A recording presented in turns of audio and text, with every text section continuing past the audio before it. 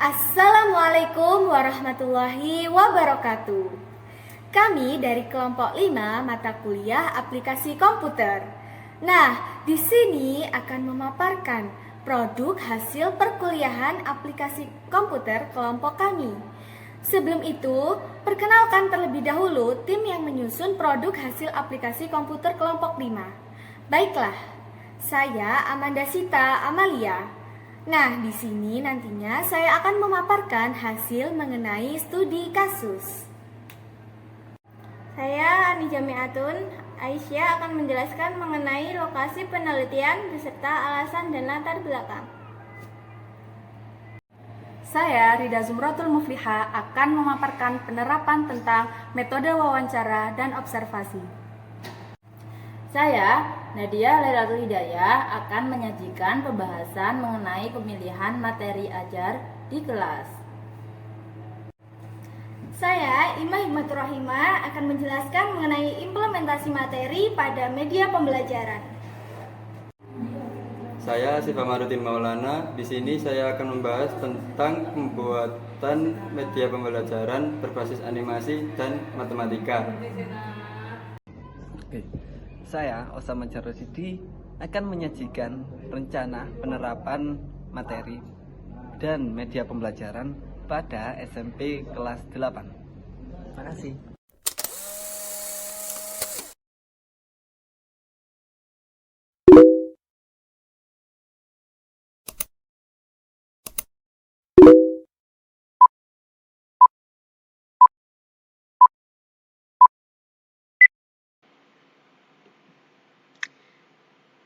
Nah, baiklah.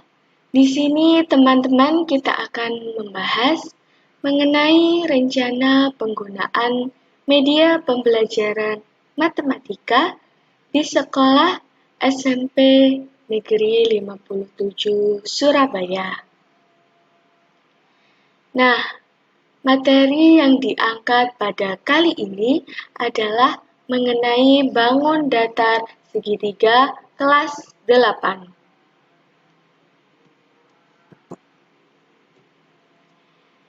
Kita masuk ke yang pertama.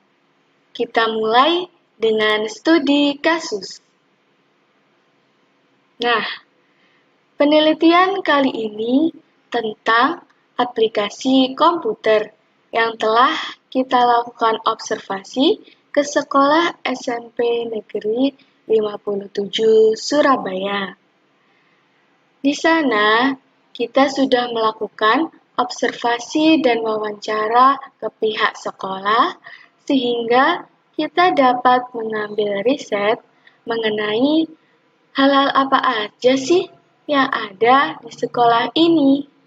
Tentang penggunaan sistem aplikasi komputer, ternyata jadi sebuah revolusi publikasi dalam membuka jangkauan informasi yang lebih luas lagi untuk menyimpan berbagai jenis informasi mengenai materi pembelajaran, terutama di dalam pembelajaran matematika di SMP Negeri 57 Surabaya.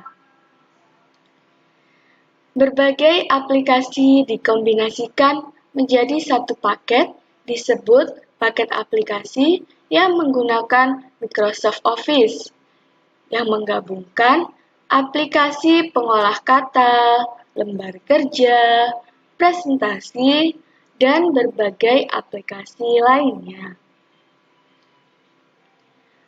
Aplikasi seperti ini pun umumnya mempunyai kemiripan antar muka pengguna. Biasanya, aplikasi paket mempunyai kapabilitas agar dapat saling terhubung sehingga menguntungkan penggunanya. Nah, di SMP Negeri 57 Surabaya sendiri, ini sudah memanfaatkan Android. Android sendiri adalah sistem operasi untuk perangkat mobile dan smartphone berbasis Linux yang meliputi sistem operasi, malware, dan aplikasi inti yang mengadopsi sistem operasi. Linux yang dimodifikasi di Android sendiri juga menyediakan platform terbuka untuk para pengembang untuk membuka aplikasinya sendiri. Dan media pembelajaran yang digunakan yakni seperti animasi berupa aplikasi yang merujuk pada materi pembelajaran matematika yang akan diajarkan di SMP Negeri 57 Surabaya. Baik, selanjutnya kita akan membahas mengenai di mana lokasi penelitian beserta alasannya dan latar belakang perkembangan komputer saat ini sangat pesat. Aplikasi komputer merupakan perangkat lunak atau biasa disebut software dalam program komputer yang berfungsi untuk melakukan perintah. Aplikasi komputer juga dapat didefinisikan sebagai suatu perangkat lunak yang berbasis komputer untuk membantu melakukan tugas yang diinginkan oleh user. Aplikasi komputer ini biasanya berupa program pengolah kata, data lembar kerja, dan data media. Salah satu manfaat komputer adalah dalam bisnis dan perbankan, serta dalam bidang pendidikan. Misalnya, dalam bidang pendidikan, yaitu di mana dengan pemanfaatan multimedia komputer, sehingga proses pembelajaran lebih bermakna karena mampu menampilkan teks, warna, suara, video, gerak, serta mampu menampilkan kepintaran yang dapat menyajikan proses interaktif. Kemajuan teknologi, informasi, dan komunikasi juga bermanfaat dalam pendidikan.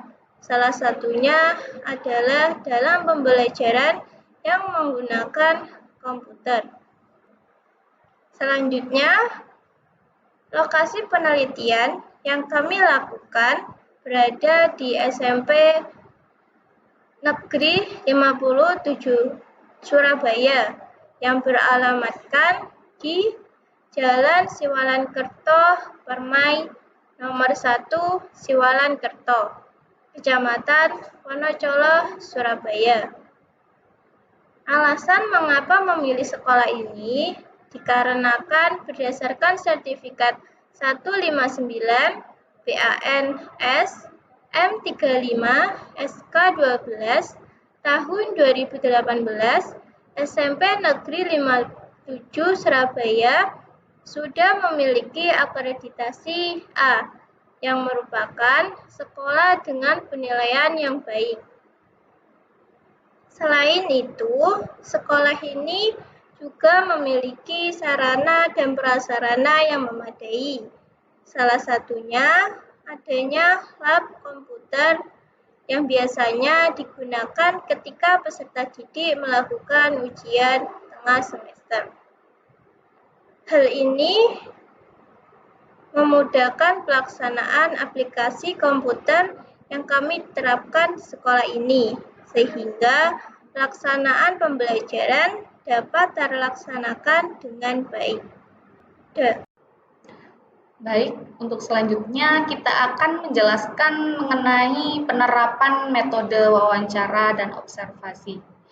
Penerapan metode wawancara dan observasi di SMPN 57 Surabaya yang kami lakukan yakni mengamati bagaimana suasana yang ada di lingkungan sekolah tersebut.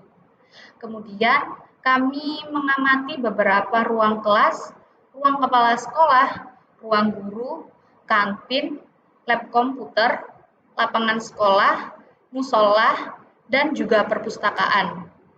Kemudian kami juga mengamati ruang guru di SMPN Negeri 57 Surabaya. Di dalamnya terdapat sejumlah fasilitas untuk menunjang kegiatan pedagogi dan administrasi guru.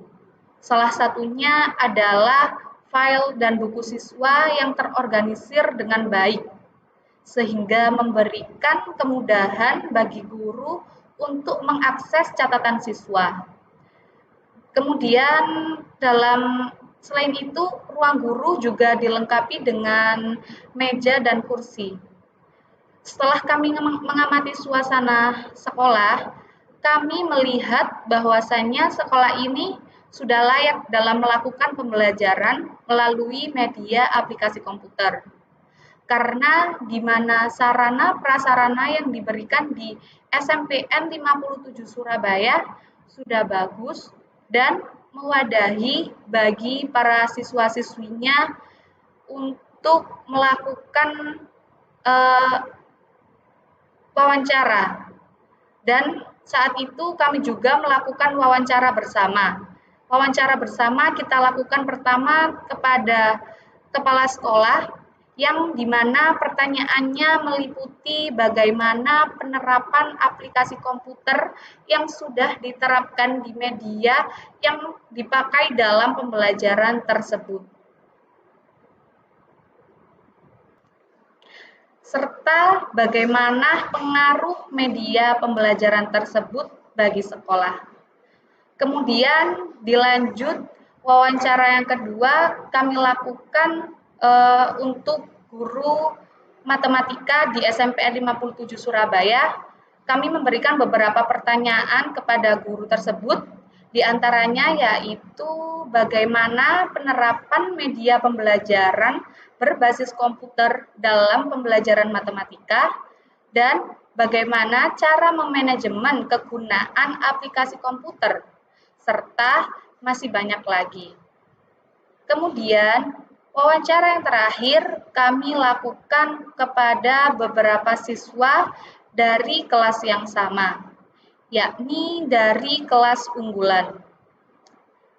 Siswa-siswa tersebut kami ajukan beberapa pertanyaan seputar materi yang ada di dalam pembelajaran matematika tersebut.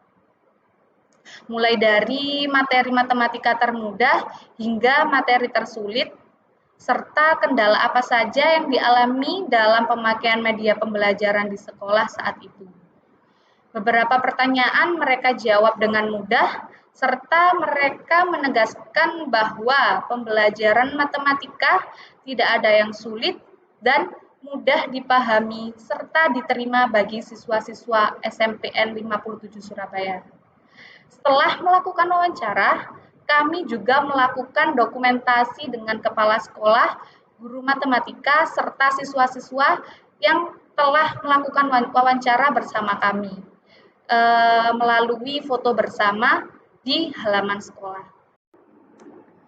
Nah, pada kali ini saya akan membahas tentang pemilihan materi ajar yang akan kami sampaikan di kelas. Yang pertama yaitu alasan memilih materi bangun datar. Kenapa kita memilih materi bangun datar? Karena salah satu materi matematika yang banyak digunakan dalam kehidupan sehari-hari adalah bangun datar. Berbagai contoh yang diberikan berdasarkan kehidupan sehari-hari akan membuat siswa paham dan mengerti sifat, bentuk, rumus yang dimiliki bangun tersebut. Salah satu materi pokok yang harus dikuasai oleh siswa SMP kelas 8 adalah materi bangun datar. Di antara materi bangun datar, salah satunya yaitu mengidentifikasi sifat-sifat bangun datar. Materi-materi tersebut sangat penting karena keterampilan dalam mengidentifikasi sifat-sifat bangun datar dapat digunakan dalam kehidupan di masa mendatang, sehingga siswa diharapkan mampu menghubungkan antara sifat-sifat bangun datar dengan lingkungan. Kemudian yang kedua yaitu kesulitan siswa dalam mempelajari bangun datar. Beberapa materi bangun datar yang sering menjadi bahan permasalahan yaitu sulitnya siswa membedakan rumus antara bangun datar yang satu dengan bangun datar yang lainnya. Padahal bangun datar merupakan materi yang sangat menarik untuk dipelajari. Pembelajaran matematika bangun datar yang menarik mampu meningkatkan minat dan semangat siswa untuk mempelajarinya. Kemudian yang ketiga, tujuan pembelajaran bangun datar. Tujuan pembelajaran bangun datar yaitu agar siswa dapat membedakan bagaimana bentuk segitiga, persegi panjang, persegi, jajar genjang, dan bentuk bangun datar yang lainnya. Serta siswa juga dapat mampu membedakan rumus-rumus bangun datar dalam menyelesaikan soal. Serta siswa mampu meningkatkan kemampuan berpikir logis, menanamkan pengetahuan untuk menunjang materi yang lain. Kemudian yang terakhir, memberikan contoh dalam kehidupan sehari-hari. Sebagai contoh dalam kegiatan pembelajaran, siswa dapat mengidentifikasi keliling dan daerah bangun datar segi 4 sebagai satuan luas, menggali konsep dan menyelesaikan permasalahan berkaitan dengan keliling dan luas bidang datar, menyelesaikan masalah konseptual yang berkaitan dengan bangun datar segi 4. Selanjutnya, dalam pembahasan kali ini, kami membuat media pembelajaran bangun datar segitiga. Kenapa kami memilih bangun datar segitiga? Karena menurut kami, segitiga mempunyai banyak macam. Kemudian, dalam media tersebut, kami memberikan gambaran beserta nama segitiga. Tujuannya agar siswa dapat mengetahui bentuk segitiga beserta rumus tersebut. Kemudian diberikan contoh dalam kehidupan sehari-hari sehingga siswa dapat memahami dan dapat mempraktekannya di kehidupan sehari-hari. Baik, selanjutnya saya akan membahas mengenai implementasi materi pada media pembelajaran. Yang pertama yaitu penggunaan teknologi yang semakin canggih. Seiring dengan berkembangnya zaman, teknologi akan semakin maju dan berkembang. Maka, tidak menutup kemungkinan teknologi akan menjadi alat dalam media pembelajaran. Dengan penggunaan media pembelajaran yang tepat, maka akan membuat pembelajaran menjadi lebih efektif. Yang kedua, yaitu memaksimalkan fasilitas yang ada. Pada hasil wawancara dan observasi yang kami peroleh di SMP Negeri 57 Surabaya, sekolah tersebut sudah memfasilitasi siswa berupa lab komputer yang dapat digunakan siswa untuk mengakses hal yang berkaitan dengan teknologi.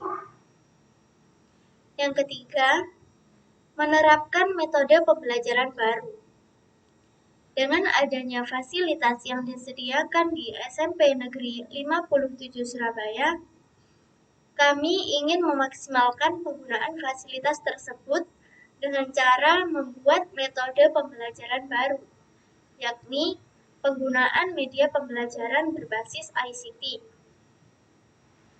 Faktor lain yang membuat kami berinovasi dengan hal ini karena guru di SMP Negeri 57 Surabaya, khususnya guru matematika, masih lebih sering menggunakan metode ceramah. Penggunaan media pembelajaran dalam sebuah kegiatan belajar tentu saja harus memperhatikan beberapa hal, di antaranya karakteristik siswa, materi pembelajaran, dan alokasi waktu. Nah, dalam penerapan materi pada media pembelajaran yang kami buat, kami memilih menggunakan media audiovisual. Media audiovisual adalah media yang memiliki unsur gambar dan suara. Dalam proyek ini, kami memilih untuk membuat video animasi, di mana di dalamnya terdapat sebuah game sederhana. Dalam pembuatan video animasi, kami menggunakan bantuan beberapa aplikasi, yaitu Quick Editor dan Scratch. Yang keempat, alasan membuat media pembelajaran berupa video animasi. Nah, seperti yang telah dijelaskan oleh teman saya sebelumnya, bahwasannya kami memilih materi bangun datar pada kelas 8, terutama segitiga.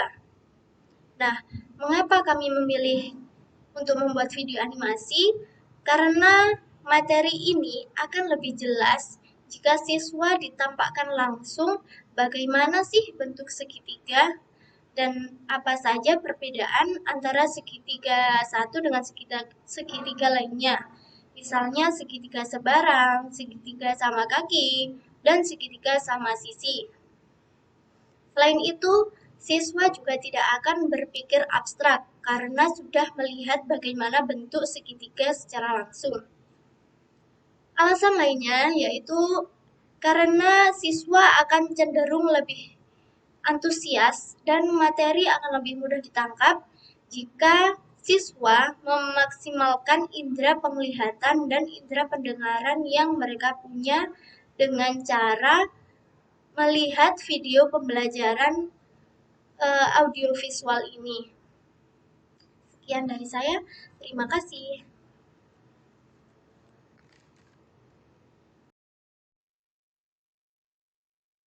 Baik, jadi saya di sini akan membahas tentang flowchart ya. Flowchartnya itu eh, membahas tentang pembahasan rencana pembuatan media pembelajaran berbasis animasi dan matematika. Jadi ini konsep animasi dari kelompok 5 ya. Sebelumnya sudah dibahas kalau misalkan kalau kelompok 5 itu ngambil materinya itu dibangun datar. Jadi di sini ada tulisan mulai ini berarti ini memulaikan sebuah animasi. Jadi pada waktu ini tuh animasinya sudah mulai berjalan. Lalu ada sebuah pembukaan, habis sebuah pembukaan nanti ada salam ya. Lalu pada saat selesai salam akan memasuki proses menjawab salam, di mana pada proses ini tuh akan ada sebuah kolom. Nah, nanti akan wajib untuk mengisi kolom tersebut dengan cara menjawab salam. Nanti kalau misalkan tidak mengisi kolom tersebut dengan cara menjawab salam, tidak akan lanjut ke proses selanjutnya. Nah, jadi di sini tuh harus wajib ya menjawab salam ya. Nanti akan ada kolom yang berisi untuk yang bisa diketik untuk menjawab salam, lalu melanjut ke materi. Nah, habis lanjut ke materi nanti itu akan diarahkan ke pengambilan sebuah keputusan ya, di mana pengambilan sebuah keputusan itu berkaitan tentang rumus kelas ketiga. Jadi kayak akan ada pertanyaan apakah kalian siap untuk belajar rumus kelas ketiga. Nah, akan ada kolom jawaban lagi. Nanti kalau misalkan menjawab tidak siap, akan kembali ke pembukaan. Kembali ke awal ini ya, ke pembukaan, salam, menjawab salam, materi, lalu kembali lagi di sini. Kalau misalkan di sini itu kembali setelah tidak siap terus ngulang lagi dan kembali di sini sudah ngerasa siap, nanti akan lanjut ke bermain rumus. Nah, bermain rumus ini maksudnya apa? Yaitu belajar rumus luas segitiga. Nah, jadi konsepnya di sini itu bermain dan belajar. Untuk bermain dan belajarnya ini ya seperti biasa ya, menghitung luas segitiga. Untuk luas segitiga sendiri semuanya pasti sudah pada tahu. Untuk rumus luas segitiga sendiri itu setengah kali alas kali tinggi. Lalu setelah menghitung apa belajar menghitung luas segitiga nanti di sana akan ada arahan untuk masukkan alas lalu masukkan tinggi. Maksudnya apa ini kok masukkan alas masukkan tinggi. Jadi animasi kami ini eh, kayak sebuah kalkulator gitu. Jadi bukan sebuah pertanyaan ataupun yang lain. Jadi contohnya seperti kalkulator. Nah, bedanya dengan kalkulator pada umumnya di animasi di sini itu kayak ada sebuah animasinya itu kayak ada gambar-gambarnya. Jadi ada gambar-gambarnya sehingga tidak bosan. Kalau misalkan kalkulator kan cuma biasa ya angka-angka gitu. Ya mirip seperti kalkulator pokoknya. Cuma kalkulator ini mas ini apa khusus dirancang untuk menghitung luas segitiga. Jadi waktu masuk ke proses ini menghitung luas segitiga, nanti kalian akan diarahkan untuk memasukkan alas, terus memasukkan tinggi. Loh, setengahnya mana? Nah, nanti setengahnya itu sudah otomatis ada lah. Jadi tidak perlu dimasukkan lagi untuk setengahnya. Cukup masukkan alas dan masukkan tinggi saja. Lalu habis itu mas muncul hasil luas segitiga. Nah, muncul hasil luas segitiga ini adalah hasil dari perhitungan yang kalian masukkan tadi. Kayak misalkan kalau di kalkulator itu kalian mencari perkalian ya, 2 kali 2 itu hasilnya berapa, nanti akan otomatis muncul hasilnya 4. Kayak seperti ini. Nanti kalau misalkan kalian masukkan alasnya berapa, tingginya berapa, nanti akan langsung muncul otomatis hasil luas segitiga yang kalian masukkan tadi. Terus habis itu setelah hasil luas ketiga akan ada kayak kata penyemangat gitu ya, kayak kerja bagus, atau semangat, atau good job, atau yang lain, pokok yang bisa memberikan dampak positif lah sebagai penyemangat. Habis itu selesai. Itu dari animasi kelompok kami. Baik, di sini saya akan menjelaskan rencana penerapan materi dan media pembelajaran. Untuk flowchartnya ini dimulai dari start, jadi guru masuk kelas, kemudian guru memberikan salam pembuka. Setelah memberikan salam pembuka, guru memulai pembelajaran. Ketika doa sudah selesai, guru mengecek kehadiran siswa, apakah ada yang tidak hadir. Kalau ada yang tidak hadir, guru menanyakan alasan kenapa siswa itu tidak hadir. Apakah izin, sakit, atau tidak ada keterangan. Nah, setelah mengecek kehadiran siswa, guru memberikan materi dengan menayangkan media pembelajaran yang sudah disiapkan. Kemudian siswa menyimak media pembelajaran yang disajikan oleh guru, dan kemudian guru menanyakan tanggapan dari media pembelajaran ini kepada siswa. Nah, respon siswa ini gimana terhadap media pembelajaran yang digunakan oleh gurunya? Apakah dengan menggunakan media pembelajaran ini siswa itu bisa paham atau tidak paham? Nah, kalau tidak paham, guru memberikan pendalaman materi atau contoh soal lain yang bisa membuat siswa ini jadi paham. Nah, ketika siswa sudah paham semua, guru memberikan latihan soal buat pendalaman juga. Terus siswa mengerjakan latihan soalnya, dan selesai mengerjakan latihan soal, mengecek jawaban atau hasil latihan soalnya. Nah, untuk hasil jawabannya itu kan ada benar dan ada salah. Kalau salah itu nanti mengulangi materi hari ini atau materi yang ada pada pertemuan itu. Kalau sudah benar atau dirasa cukup siswa itu sudah memahami materi yang telah disampaikan oleh guru, pembelajarannya bisa dicukupkan. Kemudian guru berdoa untuk penutup dan memberikan salam penutup. Kemudian selesai.